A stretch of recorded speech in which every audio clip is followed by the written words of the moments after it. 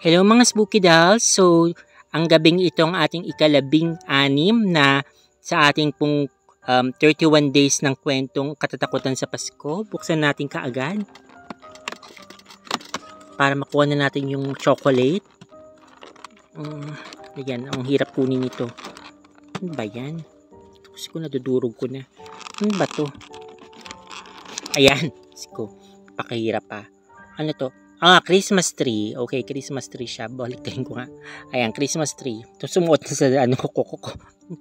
Anyway, kainin na natin para makastart na tayo.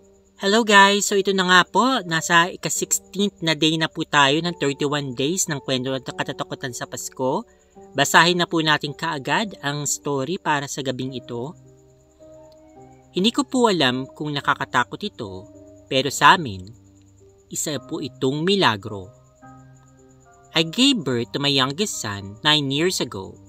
Ito na yung pinaka-traumatic sa lahat. Pareho kami nag-agaw buhay mag-ina. To make the long story short, napaagang labas niya. C-section kasi ako manganak. So since pangatlo na siya, alam na namin prior ang date na dapat buksan ako. But unfortunately, biglang humilab ang aking tiyan at dinugo ako ng malala. Pagdating sa ospital, declared na siya na walang buhay. Kailangan na daw akong biyakin kasi nga malalason daw ako. But I had this faith na buhay siya sa loob. Magkadikit ang bituka namin. Alam ko ang pintig niya. Dahil nga malalang diskusyon namin, hindi nila ako mabiyak-biyak dahil buhay siya.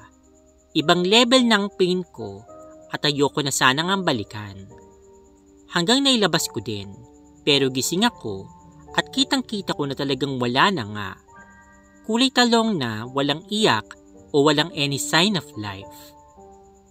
And from there, di ko na alam kung anong nangyari. Nakomatose ako for 4 to 5 days. Asawa ko na lang yung nagkwento ng mga sumunod na nangyari. Umiiyak daw siya nang lumabas siya ng NICU. At ako naman nasa ICU. Nang may lumapit na matanda at tinanong siya, "Iho, ano nangyari?" Sabi lang niya, hindi magandang lagay na mag-ina ko. Kinuwento niya sa matanda yung mga nangyari. To end their conversation, sabi ng matanda, "Ano bang pangalan niyang baby mo?" Sagot naman ng husband ko, "Bumbum po." Etong name na to ay nickname niya na bigay ng dalawa kong anak na una, yung mga kuya niya. All throughout ng pagbubuntis ko, established na Boom Boom ang kanyang pangalan. Tuwing kakausapan nila yung tummy ko, ang sasabihin ng mga anak ko, "Hello baby Boom Boom!" Ganon. Now going back, inabutan ng piso nung matanda yung asawa ko. Sabi niya, "Bibilin ko yung pangalan ng anak mo. Bam Bam, gawin natin A para laging una sa alphabet." So, ganun lang katipikal yung usapan nila. Wala daw ibang naramdaman yung asawa ko noon, basta tinanggap na lang daw niya yung piso at nilagay niya sa kanyang bulsa. Mas lamang ang hinagpis niya ng iyak dahil sa kalagayan namin. Kinabukasan, binilitaan na lang siya ng doktor namin na nag-stable na yung lagay ng bunso namin. And guess what? Nagising na ako. Nahawakan ko na din si Boom Boom. Dito kinuwento sa akin ng asawa ko na Bambam na dapat. Pinahanap namin yung matanda. Nag-request pa nga kami ng CCTV footage kasi may CCTV sa area kung saan umiiyak yung asawa ko, pero sira daw nung araw na yun. Di ba weird? Hindi namin nahanap yung matanda hanggang sa makauwi na lang kami. At eto na nga, magda 9 years old na ang batang tinutukoy ko sa February 5. Isang napakabibo, makulit, at super sweet na si Bam Bam. Matatak na rin ang pangalan niya sa mga tao. I don't know if this is something to do with his name o dahil sa matatas talaga siya mag-isip at makipag-usap. This incident is a personal experience for us. Kaya naniniwala akong may pangalang hindi naaayon. Yun lang. Okay, so since medyo maikli po yung story na yon, magbasa po tayo ng panibagong story. Alright, so basahin na natin yung second story natin para sa video na ito. Pinamagatan nitong Anawangin. Bahala na kayong maniniwala kayo o hindi. Anonymous na lang po ako. Name drop po ako ng place pero wala po talaga akong intensyon na siraan po ang lugar na iyon. Kung may hindi ako masyadong sure sa story na to, siguro yung exact time.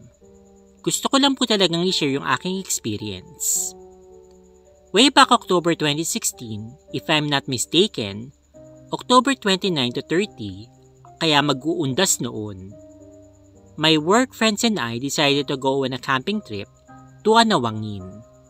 Madami kami, higit 10. By this time, wala pa masyadong ganap doon bukod sa camping, trekking, at swimming sa beach, kaya camping vibes talaga. Ngayon yata may mga pool, water activities, at other attractions na doon.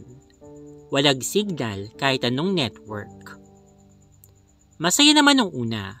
Nagtampisaw muna kami sa parang lake river swamp sa kabilang side bago nag-trekking tapos swimming sa beach. May tour guide kaming kasama pero nakalimutan ko na yung name niya. Siya yung nag-provide ng food at tents namin. Tinayo namin yung tents na nasa likod namin yung parang ilog. Dahil nga weekend, medyo maraming tao. Maagang nag-start yung inuman, mga 9 p.m. dahil wala naman na kaming ibang pwedeng gawin. Mga 11 p.m. pa lang nang biglang kumilos ng weird yung friend namin na tawagin na lang natin sa pangalang Rain. Itong si Rain ay maganda, typical na chicks, super bait at madalas masayahin pero medyo weird talaga. Sa office, madalas maayos naman siyang kausap pero may times na tatahimik na lang siya bigla tapos ang sama ng tingin niya sa aming lahat. Minsan bigla na lang siyang tatayo sa isang sulok na para bang may kinakausap. Nasanay na lang kaming lahat sa kanya. Ka-work din namin yung ate niya at kahit daw sa hometown nila, nangyari na sa kanya yun. Sinasabi na daw siya kapag ganun. Nung una, skeptical pa nga ako kung totoo. Pero just in case, sinusupport pa rin namin siya and we prayed for her every now and then. Tsaka wala naman nagbabago sa appearance niya. Minsan para siyang kinukumbulsyon tapos meron siyang dark aura. Nakakapag-work pa rin naman siya. May ilang ka nga lang kausapin kasi nga matalim siya kung makatingin. Siyempre di ba sa mga horror show pag may sinasaniban, lumulutang sila, nakakadena at pumapangit yung itsura. Kaya magdadoubt ka talaga kung totoo. Hindi pala palaging ganun. Mabalik na tayo sa Anawangin. So bigla na naman nanahimik itong si Rain at nag-iba na naman ng tingin niya at meron siyang kinakausap na pabulong. Akala ko itong si Akla may amats na pero nalala namin na hindi nga pala siya uminom ng alak. Dito na nagtindigan yung mga balihibo ko kasi maya-maya papalakasan ng papalakas ang boses niya at hindi namin maintindihan na kanyang sinasabi. Nag-iba na rin yung boses niya. Para siyang galit na ewan. Malalim na nakakatakot. Basta shit, babaeng-babae yung boses niya talaga eh. Nagsimula na rin siyang magwala. 5'1" ako at hanggang balikat ko lang si Rain so mga 4'9" siya pababa. Pitit din yung body frame niya pero kinailangan ng 5 lalaki na mga kasama din namin para lang masubdue siya at buhatin papasok sa isa sa mga tents. By this time, nagsisimula na kaming magpanik. Nasaksihan nito ng guide namin at agad-agad niya siyang nagsaboy ng asin sa aming paligid. May dinasal din siya. Baka daw kasi may naistorbo kami. Feeling ko nga, may alam siya kasi ang dami niyang baon na asin. Sa dinabi naming turistang nakasayahan ng gabing iyon, bakit kami lang yung nakaistorbo? To be answered later. Ang nagpa-creepy palalo dito ay nag-iiskandalo na yung grupo namin. Nagkakagulo pero nagmasid ako sa paligid, parang walang pake yung ibang mga turista. Parang di nila kami nakikita. Parang di nila naririnig yung malakas na boses ang sinasapiang kong kaibigan. Wala man lang marites na nakikiosyoso. Nagreklamo o magtanong man lang ba kung okay lang ba kami. Sa paligid, may malalaking anino na hindi ko alam kung supernatural ba o baka lang dahil sa bonfire. May narinig pa kaming tumatawa ng eerie. Basta ang gulo-gulo. Naisip ba na mga kapit tents namin na lasing lang kami kaya magulo? O baka at that moment, hindi nila talaga kami nakikita. Hindi na namin alam kung tama ba ng alak kaya may nakita at narinig din kami. Pero Diyos ko, sa nasaksihan namin, parang nawala lahat ng amats namin in an instant. Naiyak na ang iba sa mga kasamahan ko pero wala naman kami magawa kung hindi ang magdasal. Mabuti na lang yung kuya-kuyahan namin sa grupo, maalam mag-lead ng mga prayer. Around 1 a.m., kumalma na rin si Rain. Saglit na oras kung tutuusin pero napakaraming nangyari. Para siyang nahimatay. Marami sa amin nahirapang makatulog. Nakatulog na lang siguro dahil sa sobrang pagod. Pagkagising namin, maliwalas na ulit si Rain. Para bang walang nangyari. Pero tanda niya kung ano bang nangyari sa kanya. Para lang daw siyang nananaginip. Totoo ngang may nahistorbo kami. Nung nagkatampisaw daw kasi kami dun sa may parang ilog, nakita niya na may maligno na datipuhan yung isa sa mga kasamahan namin. Pero hindi si Rain ito. Yun daw talaga dapat yung target pero nung napansin ng maligno na nakikita niya si Rain, siya yung sinaniban. Parang nga sa vessel siguro. So parang ang nangyari pala is hapon pa lang binabother na siya. Hindi niya lang sinasabi sa amin para hindi naman daw masira ang bakasyon namin. Kaso, na-take over na daw siya noon. Lalo na yung mga pwesto ng tents namin ay malapit lang doon sa parang ilog. Thankfully, nakalis naman kami sa island na yun ng safe. Wala nga kaming kadala-dala. Naligo pa ulit kami saglit sa beach pagkagising. Nakabalik din kami sa mga normal naming buhay. Naunang umalis sa akin si Rain sa work namin. Nag-resign kasi ako late 2017, siya mga early 2017. Na-disconnect na ako sa friend group na yon, kaya wala na akong balita sa kanila. Tuwing naalala ko to, napapaisip pa rin ako kung sinasabihan pa din ba siya noon at sana nakuha niya na yung help na need niya. Pag naalala ko to, napapaisip pa rin ako kung hanggang ngayon ba'y sinasapian pa rin siya at sana may nakuha na siyang help para sa kailangan niya. Naniniwala ba ako? Ewan ko. Pero matatakot ba ako ng gabing yun kung hindi? Anong thoughts niyo sa mga sapi-sapi? Kung totoo man, ano kayang standard nila sa pagpili? Si Rain naman ay isang mabait na tao. Religious din. Pero for some reason, siyang trip na kung ano mang mga sumasapi sa kanya.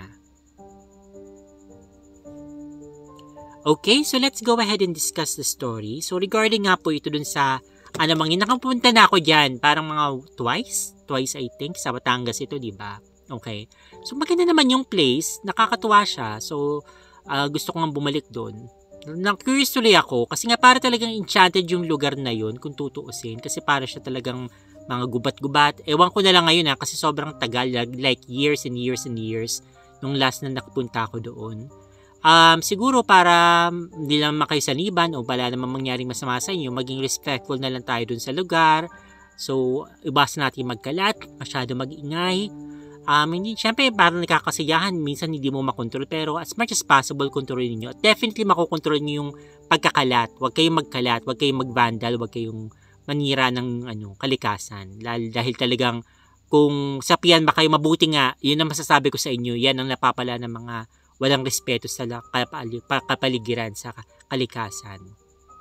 Regarding naman dun sa first story, so nakakatuwa naman yung nangyari dito. So baka guardian angel o kaya ninuno siguro nila yon na bumalik para tulungan sila. Kasi nga, talagang milagro talaga to kasi patay na dapat yung bata o kaya din nag-aagaw buhay din yung nanay pero for some reason, nasave nga sila. Mula nung pinalitan yung pangalan noong baby. So, from Boom Boom naging Bam Bam. Which is cute. Mas cute nga yung Bam Bam kaysa sa Boom Boom. Mas parang cute. Parang nalala ko yung sa Friendzone. Di ba Bam Bam ba pangalan nun? So, yun lang pala yun. So, kung if ever man na meron kayong may ganyan po kayo, may karang kakilala kayo, kapatid nyo, o asawa nyo, or what, subukan nyo kaya yung ganyan, yung parang bibilhin yung pangalan, papalitan niyo siya.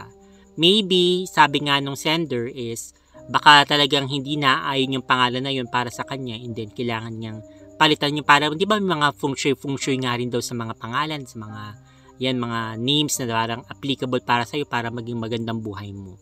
So baka yun. But anyway, I hope na nag-enjoy po kayo sa ating story para sa gabing ito. So bukas kita-kits po tayo ulit sa ating 17th na day. Sobrang lapit na magpasko, okay? Merry Christmas sa inyong lahat. I hope na nag-enjoy po kayo sa araw-araw natin na posting ng stories. God bless po, take care always, and stay fabulous and spooky, spooky dolls. Bye-bye!